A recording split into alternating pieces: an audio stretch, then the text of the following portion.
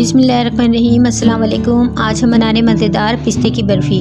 अजदा पिस्ता 1 पाव, खोया 1 पाव, घी 2 चटाक, चीनी आधा किलो, सब्ज़ रंग हस्बे ज़रूरत। तरकीब: पिस्ते को साफ़ कपड़े की पोटली में बांध लें और जोश खाते पानी में 2 से 3 बार डुबोकर निकाल लें और इसका छिलका उतारकर पीस लें। छिलके समेत भी पीस सकते हैं। देगची में घी को अच्छी तरह गर्म करें। खोए को मलकर घी में भून लें। चीनी को 2 चटाक पानी में डालकर गाढ़ा शीरा बना लें। इसमें पिसा हुआ पिस्ता और भुना हुआ खोया डाल दें।